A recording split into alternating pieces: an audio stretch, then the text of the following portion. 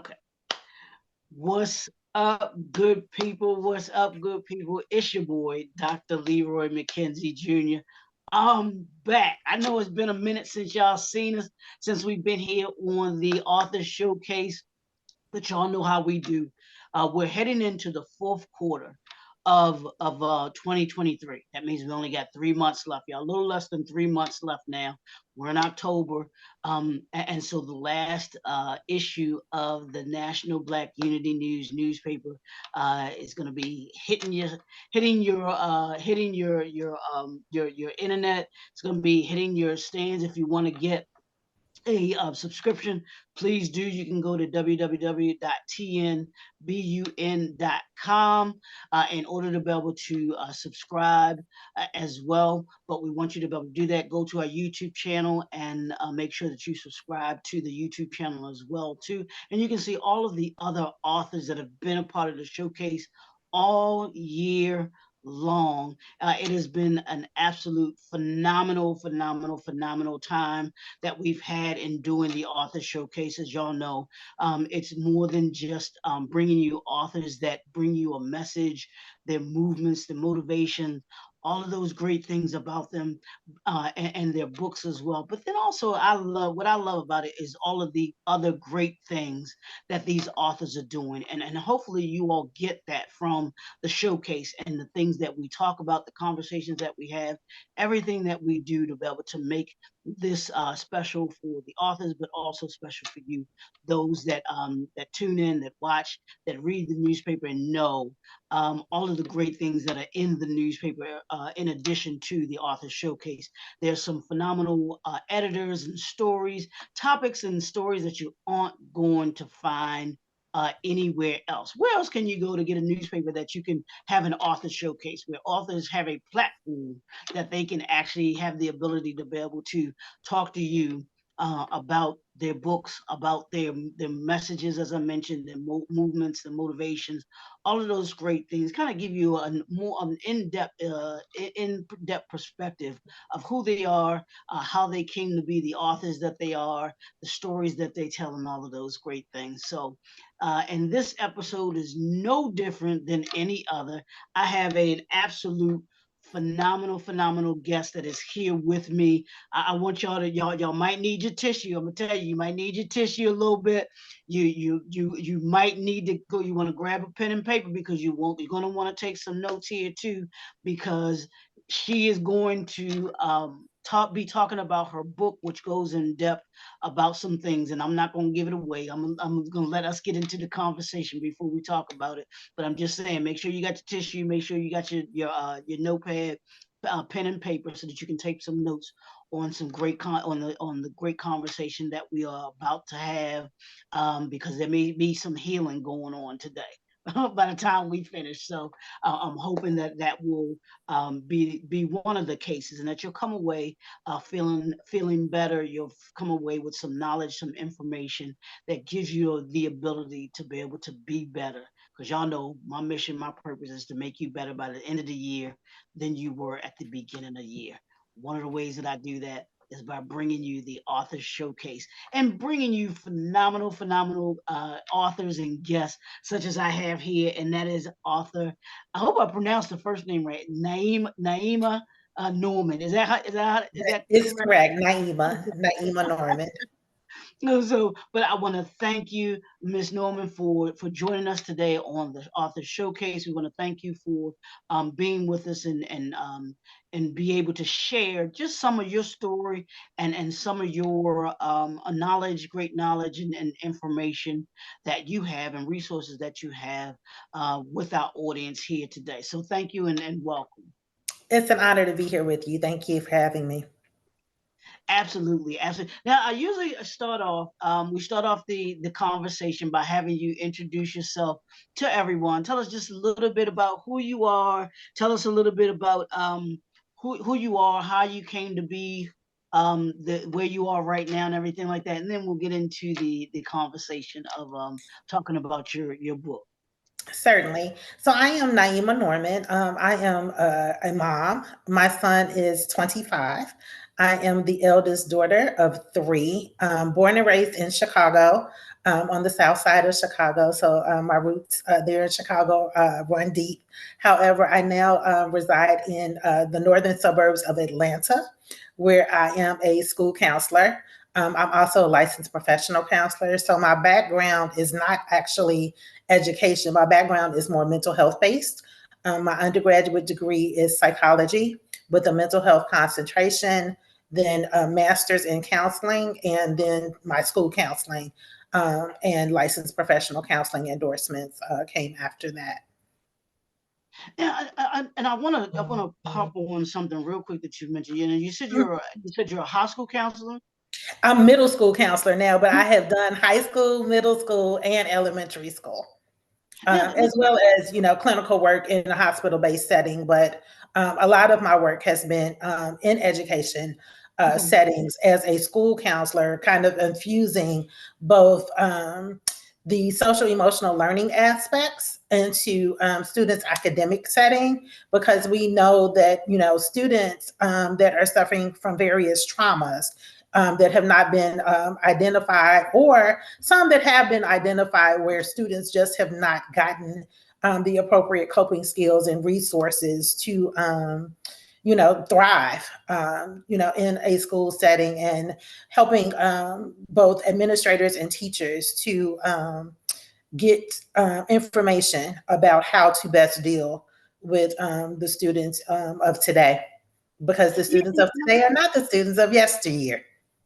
well, I want to ask you about that. What has been the difference between high school, middle school counselors, the work that you do now versus what we know that high school counselors used to be back in the day. If there is a major difference in dealing with that.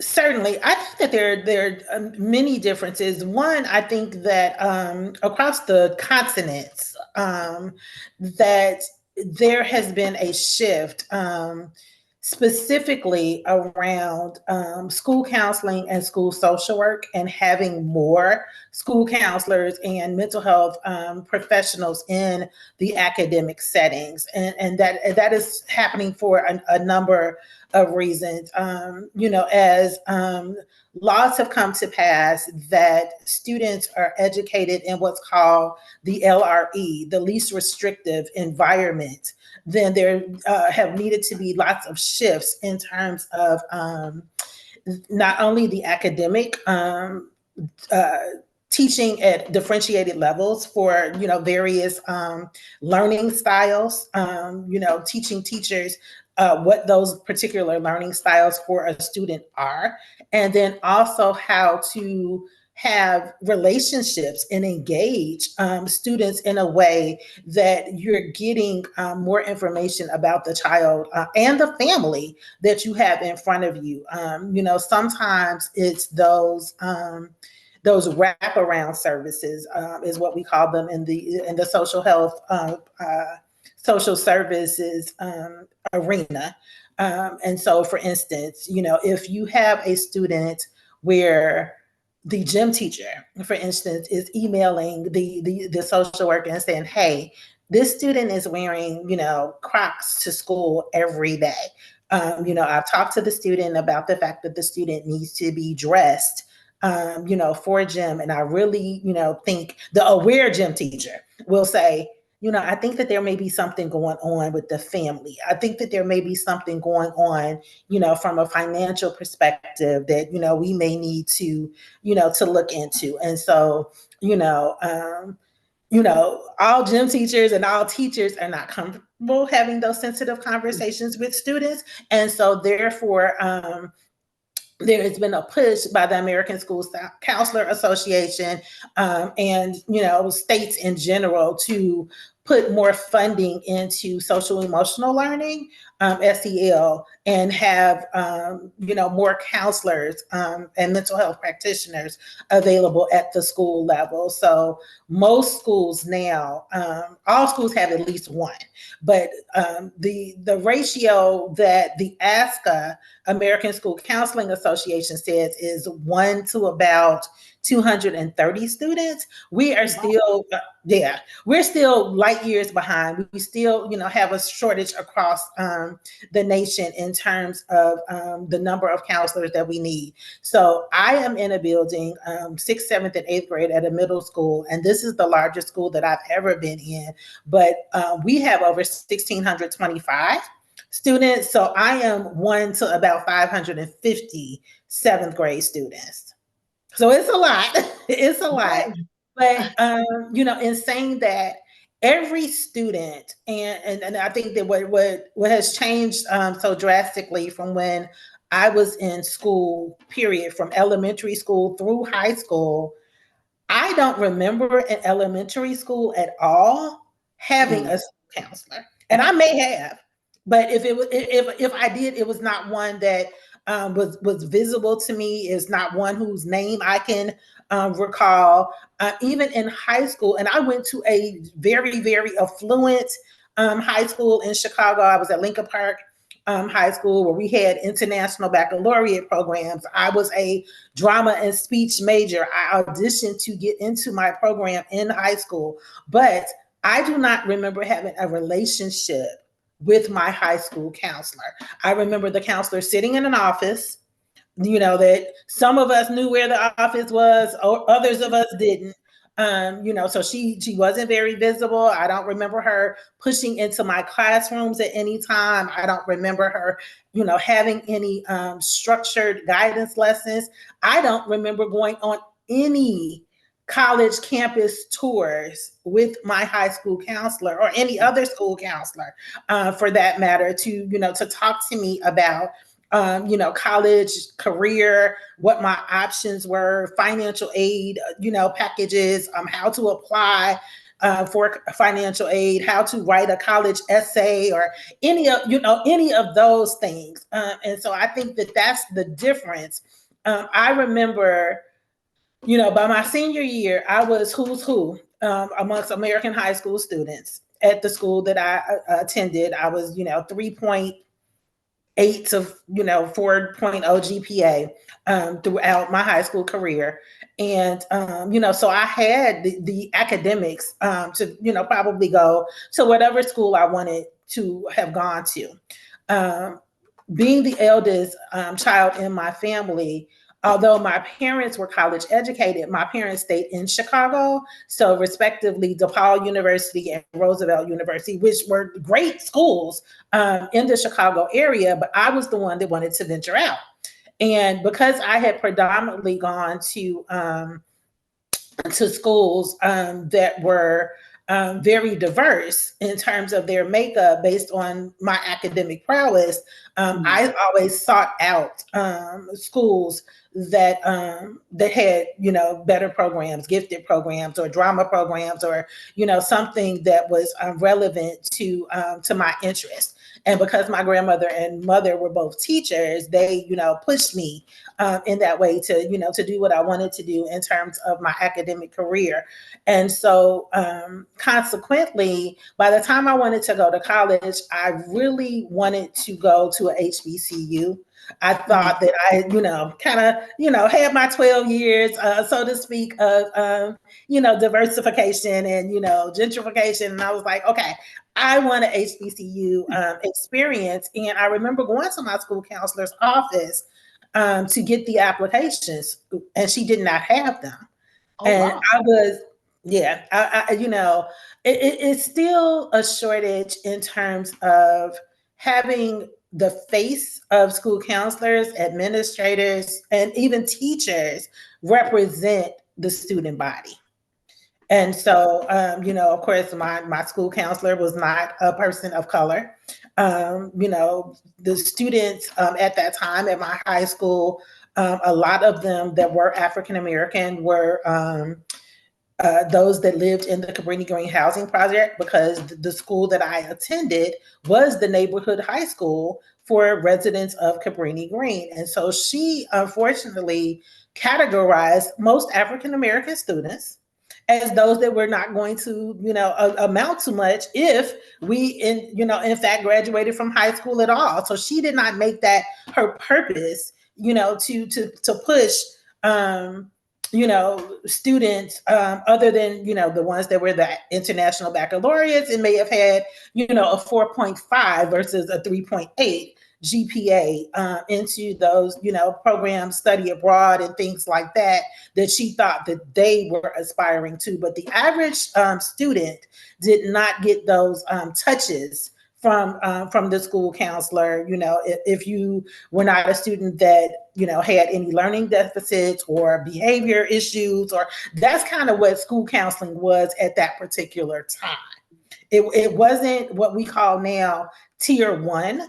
Tier one means every student has school counseling services. And if the students don't come to you, then it is required that we go into classrooms and that we teach certain lessons in the classrooms, and that we also equip our educators, our teachers, our administrators about having those SEL conversations, at least at very basic levels. And then, of course, the school counseling team is there to support those students that need, much more intimate touches. Our tier two, our tier three students who may be suffering from either mental health conditions, anxiety, depression, some, short-term grief, loss, grief from your cat died, to the more traumatic things where loss of a parent may have occurred during the course of the school year, and those students may need some more in-depth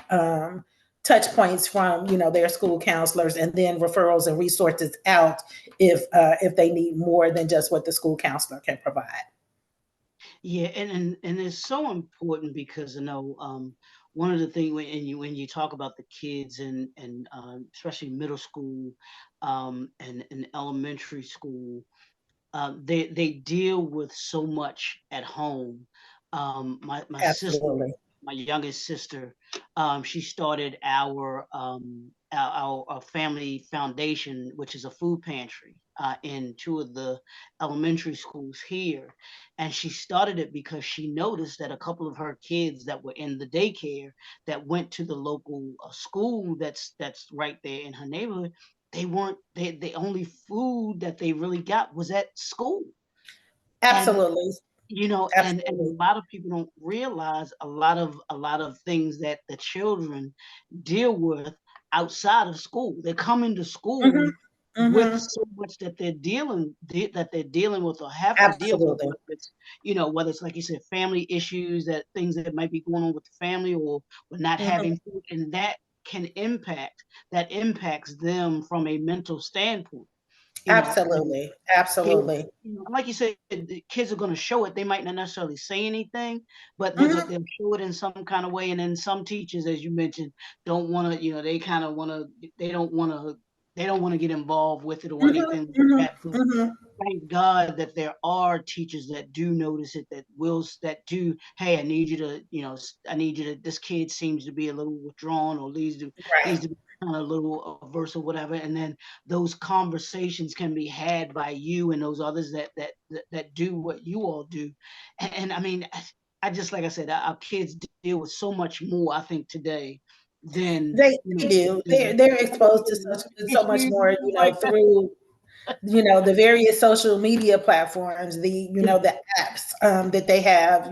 Some are, as technology has advanced, and certainly been beneficial to us on many levels, it has also been very detrimental Yeah, to students and adults. And we know that addiction or gluttony of any kind can be detrimental. And so, while technology has advanced, and, even, in terms of parenting and social economic status, educational attainment, as we progressed in some areas in regards to social economic attainment and educational attainment, a lot of students, the majority of students are not living in two parent families. Most of them are living in single parent families. And even if those single parents are, educated parents, then, a lot of students are latchkey kids. I mean, my mother was a teacher, and I got out of school at 2:30. My mom didn't get off until 3:15. And so, Mhm. I walked home from school, my siblings and I, and was a latchkey kid. The differences, however, were that, during my era, um, literature, hard literature, books, comic books, encyclopedias, dictionaries. If we were bored, my mother's masters are learning disabilities and reading. So I didn't get the opportunity to say I am bored, because I am bored meant go find a book on the shelf. In any room of the house, there was a bookshelf. And my love for reading, my love for language, my love for literature, came from the fact that I always had it around me. And so, it was hard for me, and my mother. We talk about, when technology became such an emphasis in education, and we had to kind of make those flips from, kind of paper pencil methods to blended learning, and incorporation of more of the digital technology.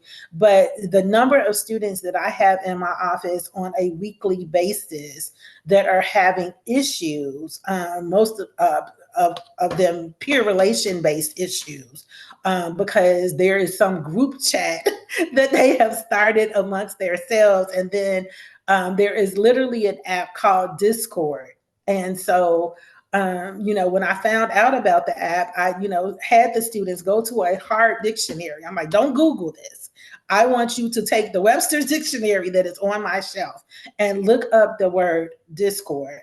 And I'm grateful for the ability to be an intercessor, Mhm. uh, on multiple levels as a school counselor and professional, that is placed before these students. I don't take my job lightly. It is a calling. And I do believe that God placed me there in order to educate, the students around these particular issues, and be, a light in a place that can be very, very dark for some of those students, from family issues to spiritual issues. A lot of them, have not been yet introduced to spirituality in that way. And while they, say in most school systems that you cannot introduce, that, I'm grateful that I've always been under leadership, in my administrators who were spirit filled administrators, and who, encouraged us to, be creative, and be creative in how you address it, how you approach it, what things you say, and how you can say it. So, now, at my school we have campus life, and campus life is a group of volunteer pastors that come in Oh, wow. to meet weekly with my students, who are Christian, on topics. So they meet in the gym once a week at 8 o'clock on Fridays. And, we send out consent forms to parents to, allow those students to participate in, and they're bold. So my students are bold. My Christian students are very bold on campus. And so that makes me feel good that, students have the ability amongst themselves to have that, as well as, then identify with other teachers and support staff in the building who are Christian. And so, they know they can step into Ms. Norman's office at any time, for everything from, okay, so Ms. Norman, you have your book on the table, you have a Bible on the table, you have, other things that support my spirituality, without, me actually directing them in that way. And so, it's different, the mind body spirit connection spills over into the academic setting. And I think that there has been a huge disconnect for many, many years as looking at the student only as academic, and making school systems businesses, where, data has been what we're looking at for accountability and productivity of students, and teachers' evaluations. But you can't look at it just based on the academic data and standardized testing. Yeah, absolutely, absolutely. Now, how did you go from being the in the in the field that you're in with dealing with the mental health to becoming a writer? How did you become a writer? What made you You know want to what? become Honestly, I think that the field that I'm in made me a writer, and that okay. the schools that I went to for both elementary school, high school, you don't think about it as a kid when you're doing your homework. You're complaining, so to speak. My best friend and I, who is also a educator and a former administrator, talk all the time about our third through sixth grade teachers and the Webster's Collegiate Dictionary that we had in third grade Oh, that wow. probably weighed about 10 pounds. It was a dark brown, huge dictionary. And I remember, that when we had weekly spelling words, that our requirements were not only to just learn the definitions, but to learn the word origins, to break those words down in terms of how to pronounce those words, to write sentences, that weren't just the basic sentence. Sometimes we had to write declarative sentences. Sometimes we had to write persuasive sentences. So then you really had to know the context of what the word meant and being able to, to use it in context. And so consequently, I had to write a lot in school. And because my mother's degree was learning disabilities and reading as well, she proofread everything. So I think my introduction into writing and editing came very early on from my mother.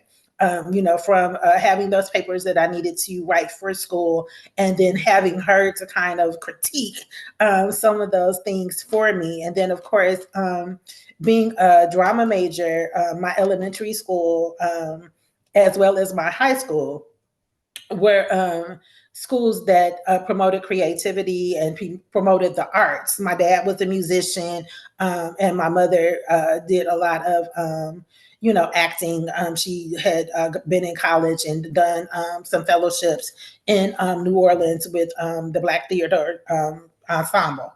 And so, I was always then reading a script, or, reading, something, being introduced to literature in that way. And then graduate school for a psychology major is no small feat. Your writing style then has to match the American Psychological Association, APA, style of writing. And so, uh, the first couple of, tries, you're like, okay, this isn't right. But you learn footnoting, you learn how to, pay homage to those people whose journal articles or materials you are using. And so that kind of started a little bit of it, just having those various modes of literature around me. And then, being the eldest sister again in my family of my sisters who could not type at the time we were in high school. So I'm dating myself because I say type. Like literally, we had a typewriter, old school typewriter, in the house. And so, when we shifted from cursive writing, which they no longer teach penmanship in school, which is tragic. But my handwriting and typing are based on my mother, because if it wasn't legible, she would make you write it over. She would, say, if you took the time to put this on paper for someone to read it, your thoughts about whatever this topic was were important enough that you wrote it, but then you also have to write it so that the person reads it and understands completely what it is that your message is. She taught me about scenery. Of course, being a drama major also increased, that you write like you're telling a story, that you want somebody to be able to visualize. So use those descriptive words, use those adjectives. Parts of sentences and sentence structure is something that was taught when I was in school, and I don't think that they teach it quite the same in English class anymore. But that's Yeah. really, where my love of writing came from. It came from spending countless hours in the library. Saturday afternoons with my friends, and we had research papers, and homework was okay. So we will go to the library at 9 a.m. We'll spend, maybe 9 to noon in the library. If there was a Saturday afternoon matinee, okay, so we'll go to the movies after, and go get our cheeseburger from the Woolworths hamburger counter, because hey, downtown State Street at that time, and going to the original libraries that were on Michigan Avenue, and then in terms of filmmaking, I remember microfiche. I remember having to to splice and paste together, and where it looked like it was edited, kind of things. And so media, both hard copy literature as well as the digital media, and how it has metamorphosed into what we have today has kind of been something that I've been very passionate about for years. Yeah, and I mean it's you get I love how you talked about going to the library, because I was a part of the I don't know if you're familiar with the Upward Bound program that they Oh, had. absolutely.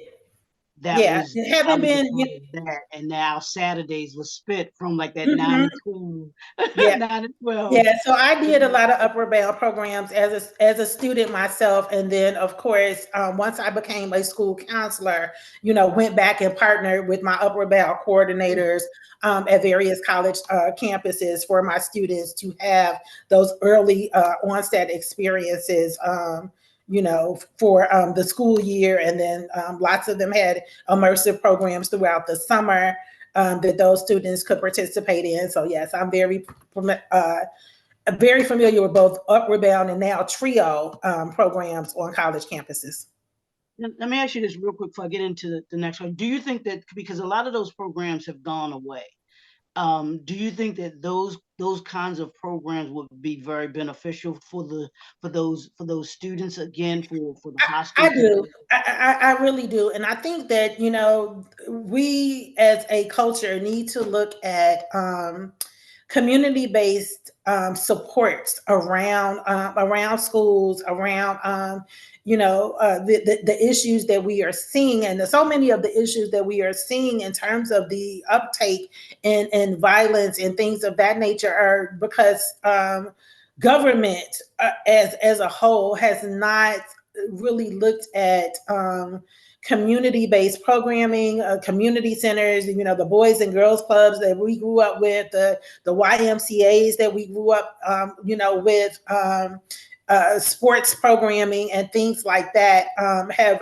kind of fallen by the wayside. They are not investing enough in our park districts and other natural resources that we have to give students, healthy, holistic places to be after school. They've taken a lot of funding away from after school programs. So if again, you are now a working parent, and you don't get off work until 5, most schools do not have long-term after school programming. And those that do, there may be a nominal fee attached to the after school, program for those students. And so if you can't afford it, then again, your kid becomes that latchkey kid. If you can't afford to pay the $150 to the park district for the park district programs, or some of those other programs, then your child then becomes kind of a product of, walking home and the environments and neighborhoods that they live in. For years, I was a Chicago Public Schools youth outreach worker while I was finishing up my undergrad school. And, we saw the lack of social workers in schools. We saw the caseloads increase. They removed the truancy officers. And the truancy officers were our eyes and ears, honestly, of the school systems on so many levels because they got to go into the homes. And so, absenteeism generally has some other root causes, Right. around why that student is not coming, to school, be it, mom is working the overnight shift and the baby didn't hear the alarm clock, or the lights are off and they couldn't find their clothes that morning, or they're the oldest child in the family and they have two other siblings and the schools, are not close together. So there are various things that kind of play into the lives of these students and what they're dealing with. But at its core, there has to be more emphasis around community-based programming and assistance to the whole family. And it's all going to begin to come to a head much, much more as busloads, literally, are of migrants are coming into to the countries and the schools. And, so now it's going to have to be much more of a shift, especially around those mental health and social service related issues, because the trauma that those families went through in their home countries to even want to escape, to come to this country, to get here, to get to cities that have had no plans for them, Right. where they're now sleeping on the streets, and some of their conditions are as grave, if not more grave, than they were before they left the countries that they are escaping from. Yeah, definitely. So I wanna ask you this with your book, and I want to give the title. I want to give the title because I didn't even see the title. But the title of your book is Bipolar Blackness to Blue Sky Blessings. If you had to have one word to describe your writing style, what would that one word be? Autobiographical. Hmm. This book and my writing style is really about my life journey, and my life journey from an education perspective, from a spiritual perspective, from a medical perspective, and how, you know looking back and peeling back those various layers of who I was, who I currently am, and who God intends me to be, um, is really what I would say.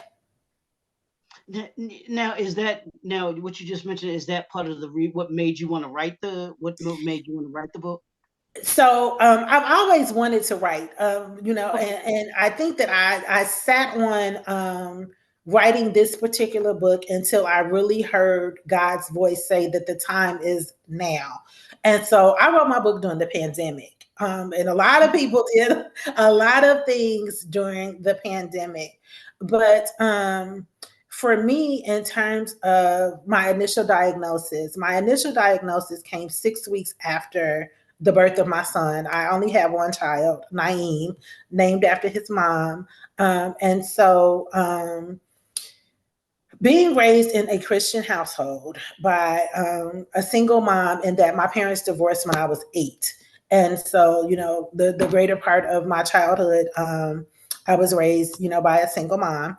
And, some of the things that I talk about in the book are those generational things in terms of myself by 8, being a child of divorce, in a time, an era where there wasn't really much conversation, around how do you feel, how do you feel as a child?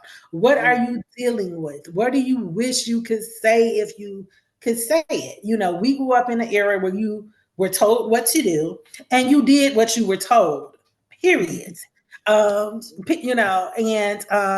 And there was no huffing and puffing and pouting and crying, and that which it was, the conversations were, why are you crying? Let me give you something to cry about. Yep. It was very, kind of, our culture is one of resiliency, which is great. Don't get me wrong, but our culture in being resilient is also one that sweeps a lot of things under the rug and tells us that we have to be tough and get over things because our ancestors and the slaves, and they dealt with so much more than we dealt with, so why are we crying? And and so that in itself, is something that I knew that I had to look at some things that I had gone through, um, in my life, and look back at some patterns and traditions, good and not so good, in my family. My mother lost her dad to colon cancer when she was 7. Mm-hmm. My grandmother, then became a widow at age 38 with 4 kids.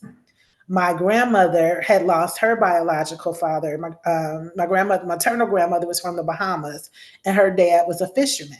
So he was on a fishing expedition, and a storm came, and so he died on that fishing expedition. My grandmother was 2 when her father passed. And so when I look back at those 3 generations, by the time I was 8, my mother was 7. So by the time all of us were 8, all of us were living in fatherless households and grieving our fathers, be it by death of our father or by divorce. But it was not addressed on any level Right. with any of us, because that wasn't something that we as a culture of people did at that time. And even now that we have mental health providers, there's still not enough of us that are culturally sensitive and culturally aware to the issues of the Black and Brown community. And so, I understand it, I get it, and um, when I try to have conversations sometimes with my mother, and I understand her defensiveness, around, I did what I knew, I did the best that I could do. If you don't think I'm a good mother, I'm like, mommy, that's not what I'm saying. I'm like, because when you know more, you do more. And when you know better, you do better. And so for me, because I now know that it's important to have those conversations about feelings and emotions, and and dealing with those patterns and those cycles and those generational things that we want to take from our past.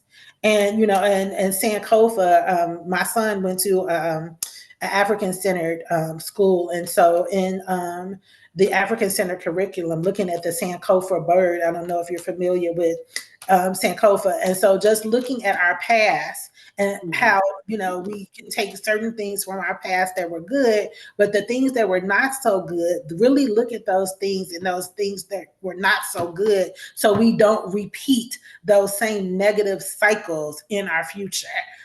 So, just taking the opportunity to look back as we move forward, to not take those negative things into our future. Yeah, and it's important for us, and I think for important for us to to look back at those things, like you said, that need to be addressed, because like you said, it's embedded in our culture to not deal with it, or we don't talk about that, or we just Mhm. you just leave that to the side. Because as you were mentioning about your family not asking about dealing with divorce, saying, I'm sitting here thinking, no, I was never asked, because my parents divorced when I was 10. They've Mhm. been divorced since I was 10, and there was never that conversation. Now, I know I will say this, that my mother and my father, they never talked negatively about each other separately, to And any of us.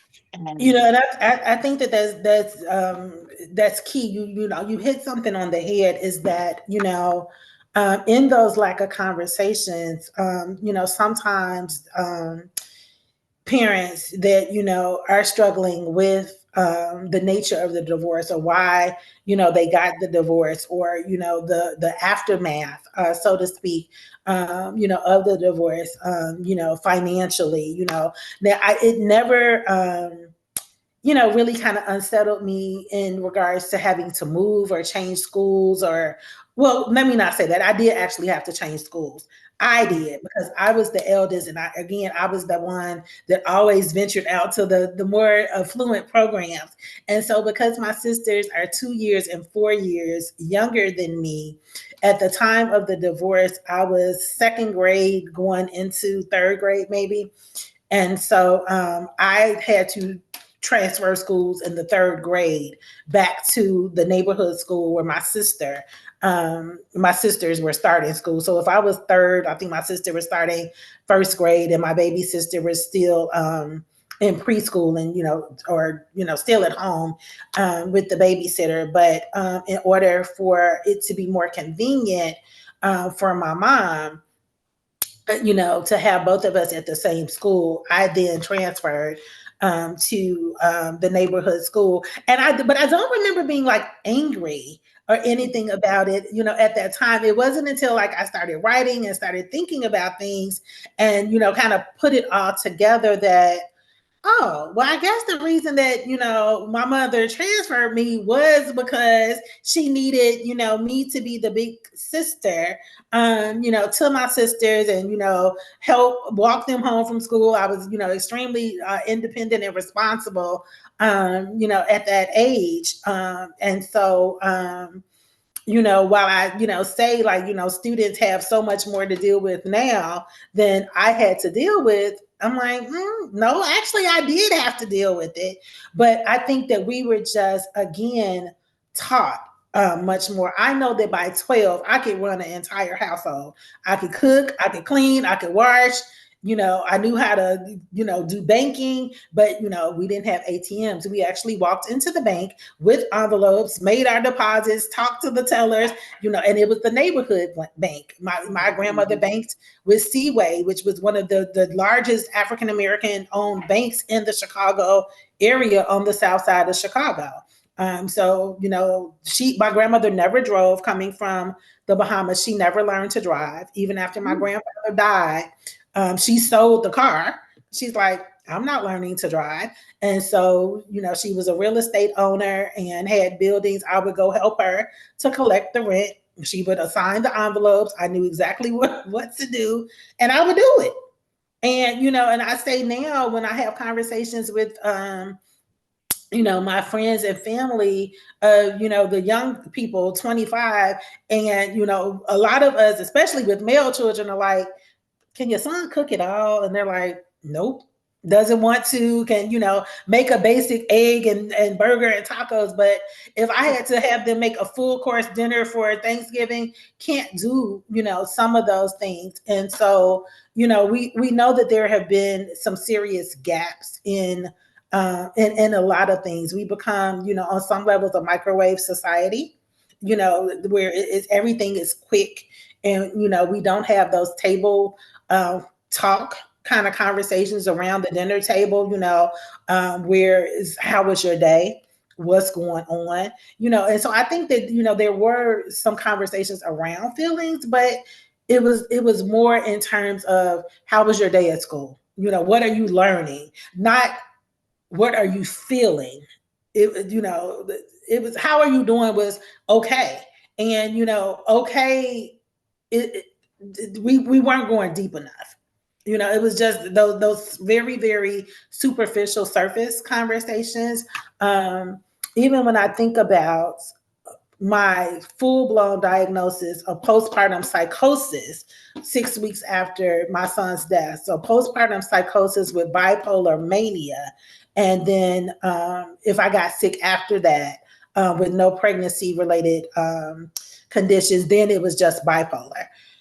But when I think about my life from 8 to 27, which is when I was diagnosed with the clinical diagnosis, there were probably periods of depression, but it just never manifested into full blown psychosis, or me having the ability to say, I need to talk to somebody about what I am experiencing. So I channeled it through acting. I channeled it through, singing and church and church choir. So all these other things that were part of my growing up is how I kind of diverted from the fact that I was missing my dad. And I was grateful in that probably by the time I was 11, definitely by the time I graduated from eighth grade at 13, my mom was in a new relationship. And that person was a part of my life. They never married, but he was a part of my life. And their friendship for well over 30 years. So he, is who kind of helped raise me. I, affectionately, even in the book, call him my stepfather. I still have a great relationship with him. So I had the best of, two worlds in that. But I also had, to listen to my mother talk about, finances. And then my daddy wasn't, this, that, and the third, based on the divorce. And so you do then feel as a child, what could I have done differently? Mm-hmm. And my dad would always tell me that he, loved me. My daddy was extremely affectionate, whereas my mother was never one that showed a lot of open displays of affection, even to this day. And I miss my dad because my daddy would never let me leave a room that he was in without hugging and kissing me. That was just, even after he had a stroke and I would get ready, to leave, he's like, "Where are you going? You haven't hugged me, or you haven't, given me my kiss." And I'm like, "Oh, sorry, daddy." And sometimes I didn't think about how much he needed that from me as Mm-hmm. much as I needed it from him. And by the time I was 10ish, he had become a Hebrew Israelite. So then that was the spirituality piece came into play, where my mother raised me as Christian. My dad was now a Hebrew Israelite. He was traveling 6 months, out of every year he was spending in Israel. So there was the disconnect there. And, I would go to him for certain things. And it was like, "Oh, well, if you come listen to Ben Ami, then I'll give you this, that, and the third." And I'm like, "Daddy, I'm not going to be a pawn in this piece." And so, it was a lot of soul searching, looking for spiritual answers, to my development. I think all of us grow up, in churches where we believe, what we are taught. I, remember by 18, my pastor in the United Methodist Church where I grew up in, they shifted pastors a lot in the United Methodist Church system, which I hated, because by the time you told your story and got somebody to listen, they were gone. So it was easy then for me to relate to students and clients now who don't want to talk anymore because they've told their story to someone, a caseworker, a case manager, a juvenile probation officer, or the third, who came into that child's life, built a relationship with them, got a new job at the next corporation for higher wages, or decided that they didn't want to work in social services anymore. And now the student is like, "I'm done. I'm not talking no more." Right. Why? Go read the file. Right. Go, and so Now, I was going to ask you. Now, are everything that you talked about, which I think is really good? These are things that you talk about and deal with in your these are in the these are book. things that I talk about and deal with in the book. But I think it's so important because it's something that that the not just students but even adults Mhm. need to be able to understand and to be able Yeah. to deal, It- to be able to it- deal when I think about bipolar for myself, I know that it was for me the struggle between my spirituality and my sexuality. Okay. And I'm very, very transparent about that. And again, this is no disrespect to my mom. I love my mom, but as a daughter, where I was the eldest of three girls, again, that era did not take us to get obstetric services. We didn't go to get those gynecological services. That was not something that my mother did.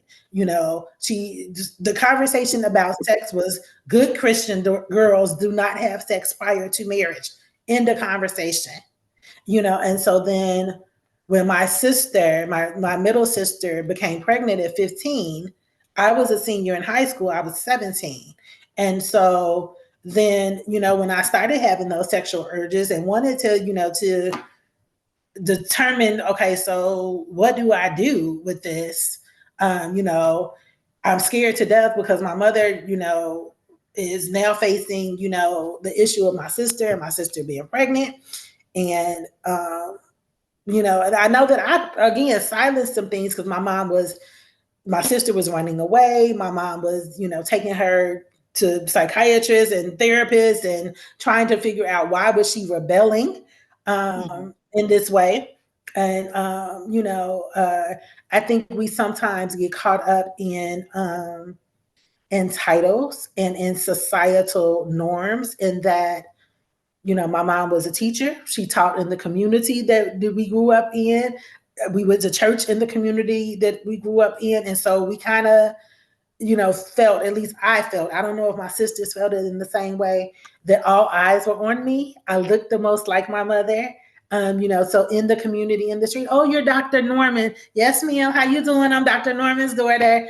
Have a good day. Yes, I'll tell my mom that, that you said hello. Miss Jones, is it? Okay, yes, Miss Jones. I'll let my mom know. So I didn't feel, I felt like I could not do anything wrong. And so, my son was not my first pregnancy, but I never talked to my mother about it. I felt a lot of shame around sex and fornication and all of that. And so I think that the hormonal and chemical changes that I went through during my pregnancy, and trying to deal with, Lord, have I really embarrassed my family, my church, my community, not held true to the conviction. I worked with young people, and all of that kind of thing, I think, came to a catastrophic head where it was like, okay, Lord, I have made these decisions in regards to, being promiscuous in sex and sexuality, and I can no longer use abortion as my escape. And, I write about it in the book. I was at Planned Parenthood, and the nurse was calling my name, and I was like, no. And I knew that God had spoke to me the night before, like, whatever it is that you're going to do, I will be there with you, whether your boyfriend leaves and he doesn't, want to support you in this baby, whether your family, doesn't totally support you. And I kind of knew that my mom would support me, but she'd still be disappointed because by this time my sister had three kids of her own. And so, from a financial perspective, there were lots of things going on around that. I didn't go away to college my first year because, remember, I said my niece was born my senior years. I graduated in June. My niece was born in August, so my college fund went to my niece, and I knew that. And so I think that I suppressed my anger around so many things, because I knew, for me, college was going to be my escape from all the things that I had to do in my household from 8 to 18. I didn't think about it at the time that I was going through it as such. When I came back from Texas, I went to college at Texas Southern my first couple of years, which my grandmother helped to fund. And so when I came back home, because they closed my major. So my initial major was not psychology, people. My initial major was first radio, television, broadcasting at Columbia College in Chicago. But again, the days of yesteryear and microfiche and the heavy cameras, I was like, yeah, no. And so I went to Texas Southern and majored in communicative disorders. So still knew that I wanted to do something speech related, still wanted to do something where I helped people, where, my gifts for speech and debate and, things like that were still going to assist. And so I thought that maybe, being a speech pathologist in school or working with stroke victims, traumatic brain injury, things like that around speech was what I was going to do. And my minor was psychology.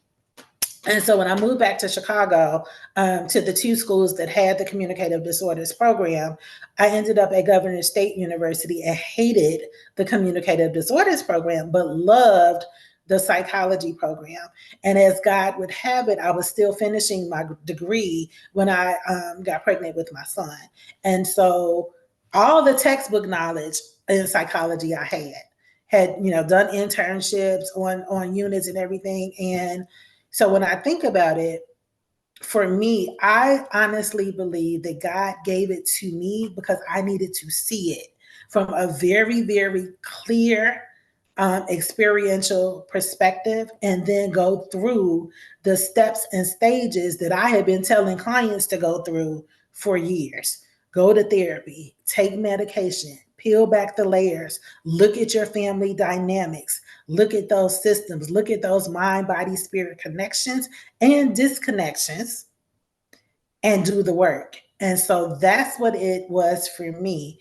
And journaling again had been my outlet for years. So my book literally was a compilation of those journals that I had for those 23 years. I wrote in 2023.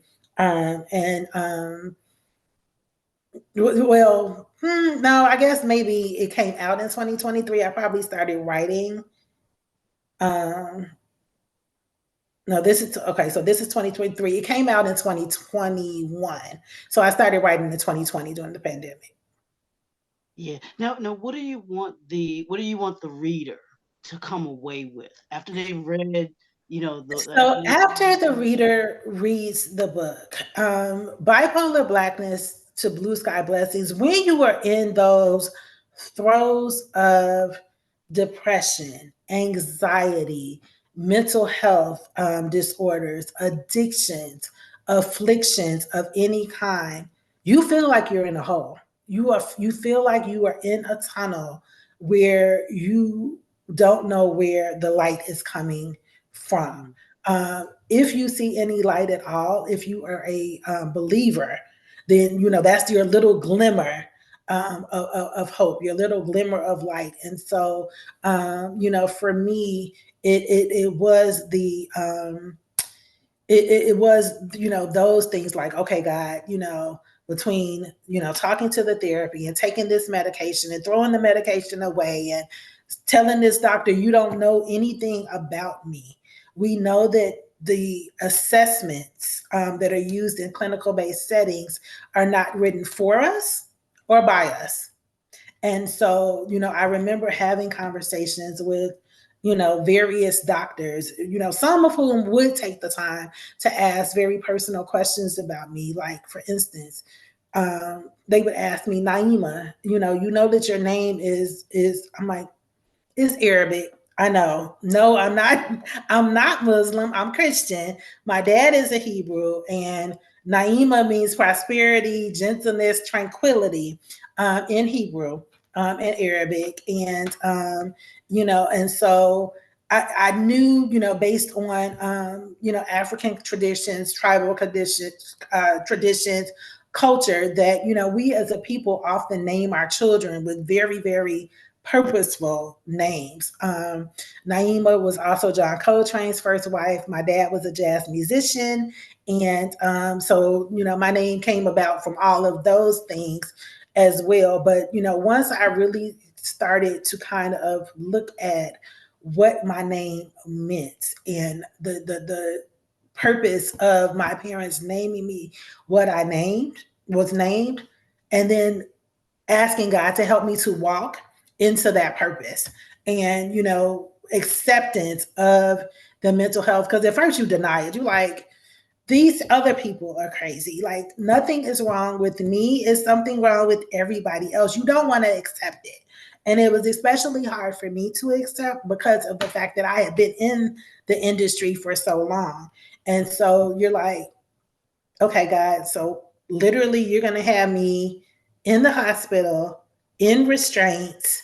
Like, everything that you see or have heard about a psychiatric unit, I experienced everything. I can tell you what good care, good quality care is like with insurance. I can tell you what public healthcare is like with public aid or no insurance, depending on the times that I got sick.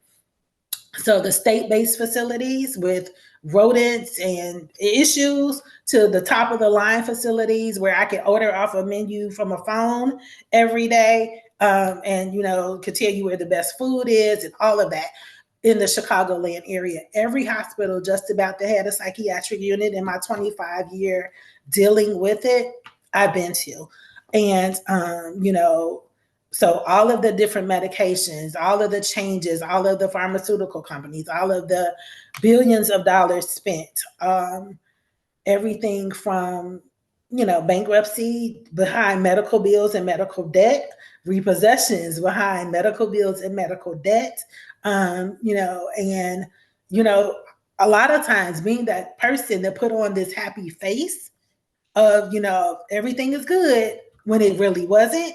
Um, so this book really was just about being extremely transparent and knowing that eventually I would move out of Chicago again, because Chicago always, once I moved to Texas and lived in the South, Chicago then was cold, physically cold, and then around the mentality, it was cold. So to me, writing Bipolar Blacklist to Blue Sky Blessings was about me wanting to relocate, me wanting to follow God's purpose. I thought it would be Houston. I never pictured myself in Georgia. Georgia was not on my mind at all.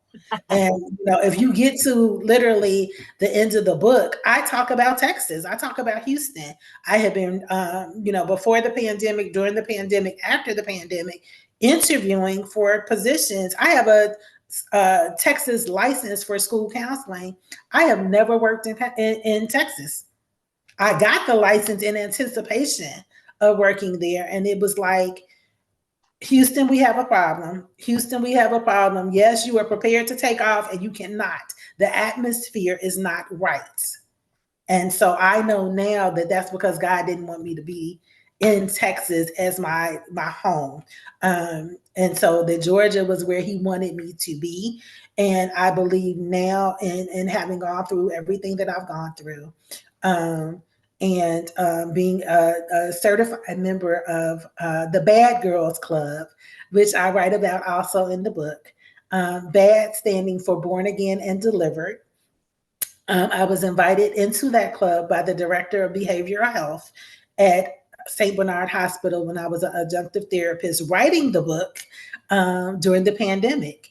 And because I was, again, very transparent with my clients, very transparent with my administrators about my issues with mental health, and would have these conversations with my clients like, do I look like a person that has any mental health issues? And because we had such stigmas in the African American community of what people look like, we expect them to be disheveled, we expect them to be homeless, we expect them to not look like I did at the time driving a BMW. And so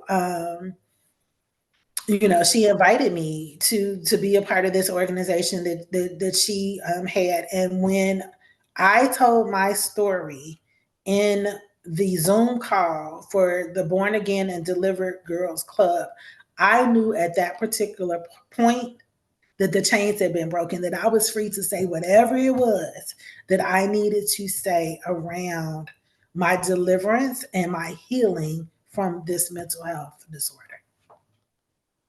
Now, where did I actually like this? When I give you, when I say your title, When I say your title, bipolar blackness to blue sky Blessing.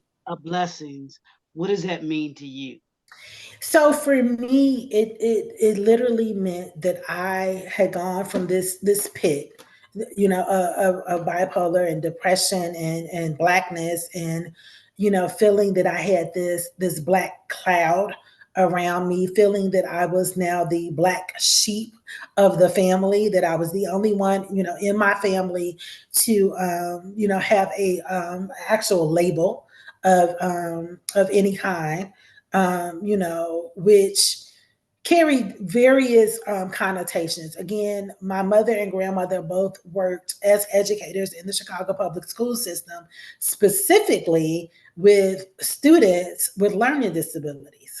And so while they had lots of, knowledge around, academic learning disabilities, and, ironically, my mother's undergraduate degree is psychology.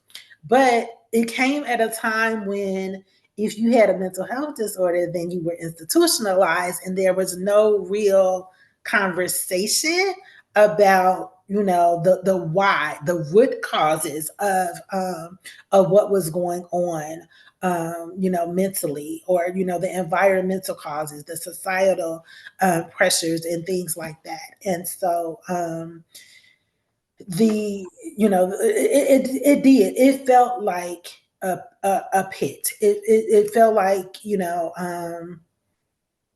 all these labels, and people that knew me before. It was like everything that I thought that I was going to have felt like it quickly came to a sudden fade out, total blackness. And if you have been in the acting world as I had been, it was like, okay, fade to black, like instant fade to black. And I was like, okay, so no, I am accustomed to being on stage. I am accustomed to being in the limelight, the spotlight, and I need to get back to the light. And I knew that I needed to to find that place that felt most comfortable to me. And again, at the time, it was Texas. Texas always brought me joy. It was warm, and it was peaceful, and it was blue skies. And so that's what it felt like to me.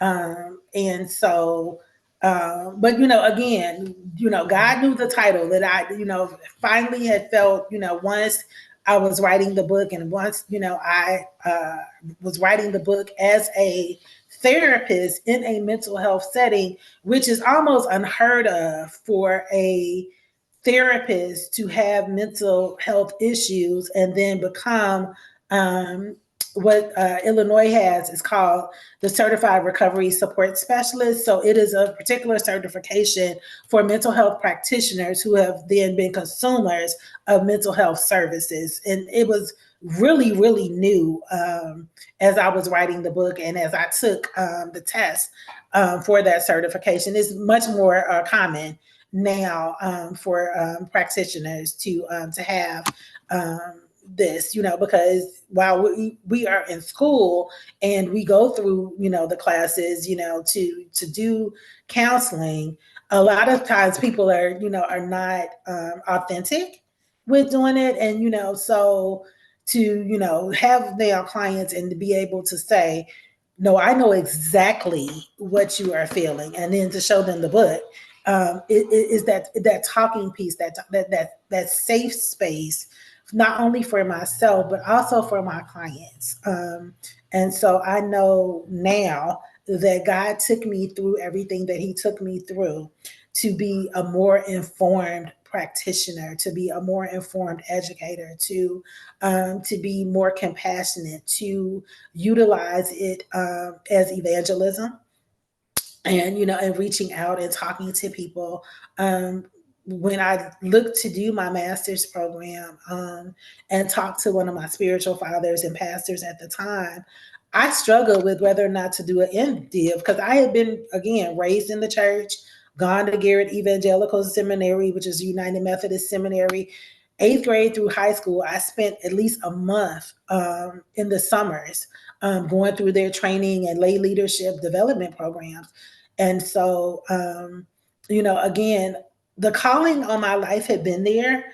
But I think I suppressed it because, again, in your 20s, you want to, kind of, I don't know, walk a line, so to speak. I was in church, I was, going to church, but I still had my friends, and all of whom at that time were not saved, and I was still trying to find my own path. And so, the book, this journey, dealing with the issues, really is about my path and my place, and helping others to find their purpose and dispel the myths around generational curses, addictions, afflictions, and mental health issues, drama and trauma to get to the place that God wants them to be. And I like that because where I'm going next, and I'll use this as we close out. Can you give? I want you to talk to that young person, that adult, that older person. Give them three things that they can do right now, right now, that can begin to take them from, like you said, dealing with the bipolar, the bipolar blackness, and move them into into the blue sky blessings. What are three things that they can kind of begin to do right now? If you could talk to them really quickly.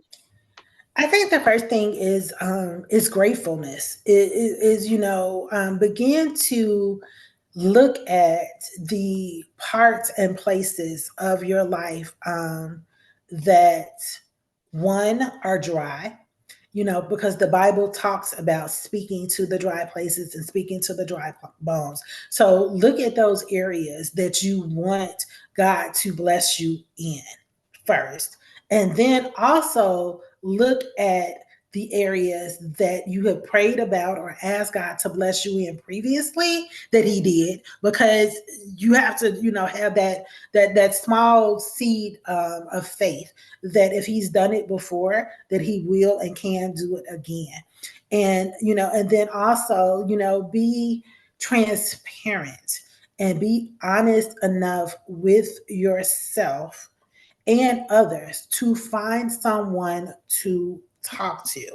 And I say someone to talk to that is a professional. It does not necessarily have to be, you find I tell people to find their comfort level. For me, it started with being able to talk to people in the church. To be able to have conversations with my pastors, conversations, if they were preaching on certain topics and those topics touched my heart, to go to them and say, hey, you preached on ABC topic, and now I want to know more about that because this is what I'm feeling. I felt like you spoke directly to me in that message. And so I tell people to find where your comfort level is. If your comfort level is not in the church, and I know a lot of people's comfort level is not in the church because of church hurt or church drama, then depending on your insurance, depending on your level of mental health resources in your community, find someone who you can identify with. I think that it's nothing worse than going to talk to a person that does not understand your history or your her story. So it has to be somebody that is going to, be somebody that can identify with the things that you are going through and the things that you are saying. So, if you are a male and that you need a male counselor to talk about issues in regards to women and relationships and manhood, then find yourself a male therapist. If you are a female and you need a sister, you don't need somebody that is of a different ethnicity that is not going to understand your plight as a Black woman, then utilize those resources. So Black Therapist Rock is an excellent resource. It's an online Facebook resource. You can, look up Black Therapist Rock. And if you are looking for a therapist, they will link you to therapists in your areas. And then the therapist can tell you everything about what insurances they take and what their scales are, if they're virtual versus in person. And know that too, as we have moved towards these more virtual platforms for, telehealth as well. I don't do well with telehealth. I need to be able to go into the office. I'm a connections relationship person, so I sometimes need to be there.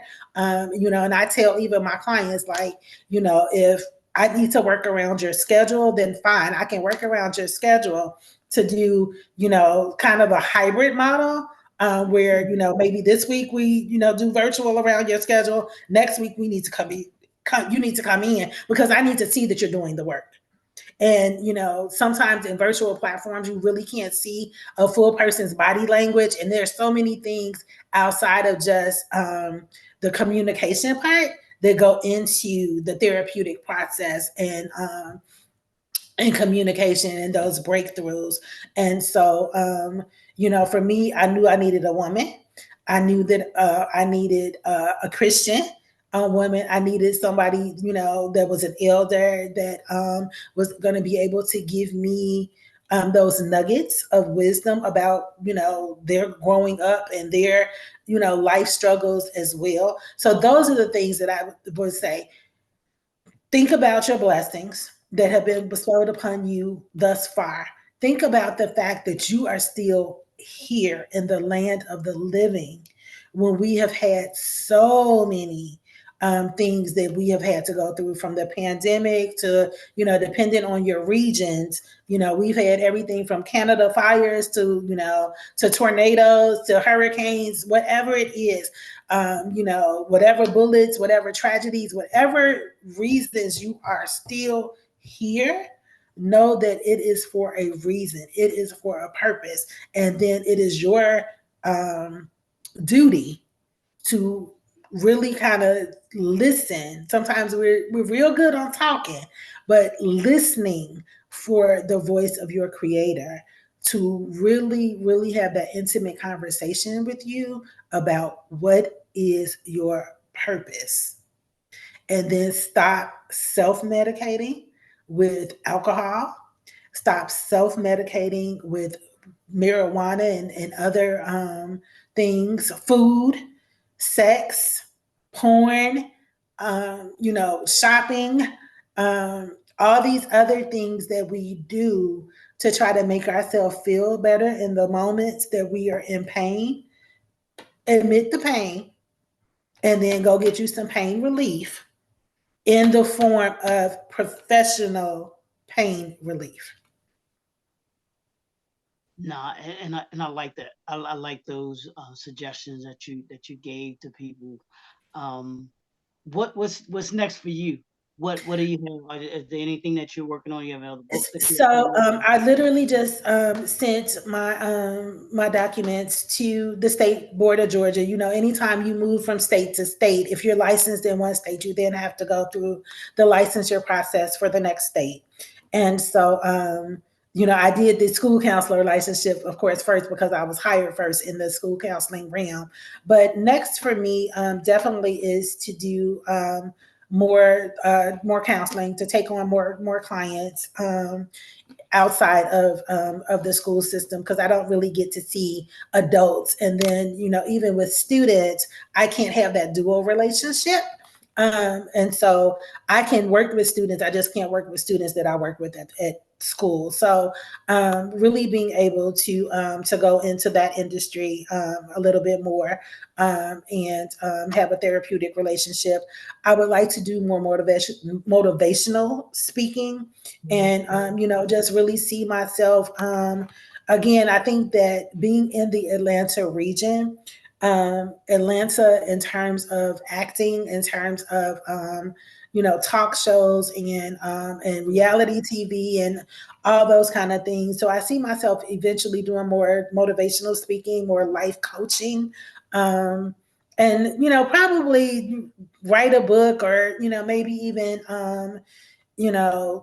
plays, more acting in that way, and definitely more evangelism.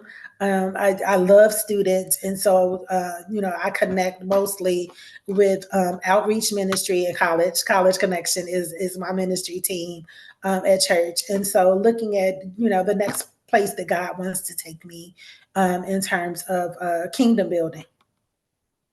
I So. love that. Now, how can people, when you talked about motivational speaking and doing those other things, how can people connect with you? How can they purchase the book, one, but then two, how can they connect with you if they want you to come out and speak? Actually, because this is a phenomenal topic, and like you've been saying, this is something that needs to be talked about more readily, more consistently, and needs to be in that larger scale. I mean, and Absolutely. you know, the So, people. as we, have various months throughout the year that are specific for various mental health related topics.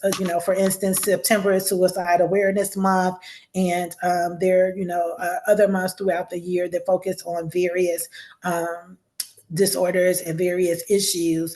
And so, my first name, Naimah, Naima, last name Normand, Normand, and email Naima Normand at yahoo.com. And then so that is the best way to get in touch with me. If you want to have me to come out to something, is to email me, and then I can respond to you that way. In terms of purchase of book, the book is available, Bipolar Blackness to Blue Sky Blessings, on Amazon. However, authors do not get full proceeds when you purchase the book on Amazon. So my preference is, again, for you to email me. If you are interested in ordering the book, I will personally sign the book. The book is $25 if you order directly from me. It's a little bit cheaper on Amazon because Amazon's goal is to continue to get people to purchase the book. And so they will at times reduce the cost of the book to try to boost sales, which helps sometimes, but then it doesn't help the author necessarily in terms of the cost, because we only get a percentage of whatever those cost is. So order it directly from me. You can do so through email or by texting me. My cell phone number is 773-628-3987. If you contact me through email or cell phone, then I will give you the platforms on which I want you to purchase, Cash App and Zelle. I don't give the information out anymore in these platforms because of scam and how many times, unfortunately, both my Chase and my Cash App accounts have been hacked. So to contact me, everything remains the same. First name, last name, Naima Norman at yahoo.com, 773-628-3987. And then I will get the information for payment, your shipping information, and get the book out to you. Usually the turnaround time is 3 to 5 days for me to ship it to you.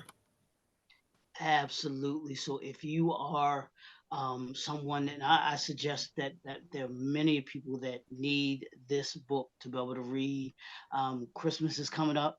Makes a great Christmas. Makes a great It Christmas makes a gift. great Christmas gift. If you Makes have a friends, if you have family members, if you have church members that are suffering from, from anything, it is, something that would be beneficial to them. I honestly, my next person that I'm going to try to get the book to, as his new album came out this week, is Kirk Franklin, absolutely. because the first line of my book it talks about smile, and it talks about the words of that song, and kind of being in that place. And then the last lines of my book come from one of my favorite plays, which is The Wizard of Oz. And somewhere over the rainbow, way up in the sky, little bluebirds sing about blue skies. And so, if you have somebody, or, if you yourself are going through anything, it may not be, manifestation to a full blown diagnosis, but all of us, having gone through the pandemic, all of us, if you live in or near an urban setting, suffer postpartum. I'm not sorry, suffer post traumatic stress disorder, PTSD. We, are ones that, not necessarily based on our age anymore, are in by eight because we don't feel comfortable going out anymore after a certain time. Just because of the increase in, in gun violence. I am, one that had been victimized by carjacking.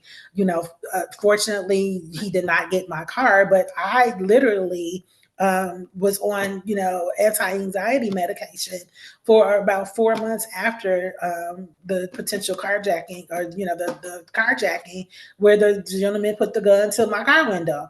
And so, we are dealing with so much more than we ever have before.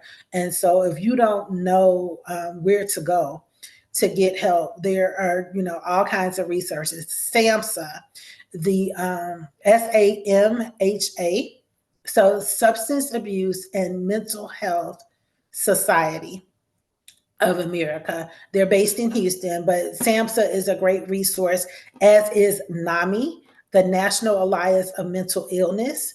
And you can look for your local SAMHSA or your local NAMI organizations for resources for mental illness. Absolutely, ladies and gentlemen, Dr. Naimah Thank Norman. you. Thank you. Thank Thank you you. so much for having this conversation. Like I said, this is a conversation that needs to happen more often, especially in this day and time that we're in, and especially in the city that you're from, Chicago, and the city that I'm in, which is Baltimore, which we both Yes. know are some very, very, very. I think Baltimore is the most beautiful city on the planet, but I know it also has its issues, and it has And some trauma it's that really funny that you say Baltimore, because Baltimore has often been the city looked at for so many pilot programs around education, around community services, around mental health services. You all have been at the forefront of some things. I remember even the high school that my son attended, which was Urban Prep, for young men. The pilot for the school that was built in Chicago by Tim King, around, just high school specifically for males, and education of African American male students, was based off of the Baltimore model. Yeah, yeah. It has its, like I said, it has some great people, wonderful people, great resources that are here that can certainly be used and should be used, and everything like that. But people's focus seems to be on all of the negative things that Yeah. here that are here and around the city. Not saying that you ignore them, but also there's No, more. no, absolutely not. But we know that we are in a time where the preparation of two sets of people are in place. Is the preparation of the kingdom and the kingdom builders, and the preparation of those that want no parts of the kingdom, unfortunately. And so we know that we have to be able to operate in a great spirit of discernment in regards to where we stand, and helping those that want to be a part of the kingdom get to be a part of the kingdom. We know that we, as much as we want to save everyone and be fishers of men, that everybody is not going to be caught up in the net. Correct, absolutely. So we want to thank y'all. This has been another Thank episode you so much of for the having me. I appreciate it. absolutely for the author showcase. As I mentioned, you can go to the website www.tnbun.com. You can get your subscription there as well. This is the last quarter. It's a quarterly newspaper that you're going to be able to find not only great authors such as Dr. Naima here, but also a number of other authors that we've had all year long that are part of the author showcase, and other stories that you're not going to readily hear in mainstream media. So we want to thank y'all for tuning in for another episode of the Author Showcase. It's your boy, Dr. Leroy McKenzie Jr., and we will talk to you all next time. Have a great day. Good night.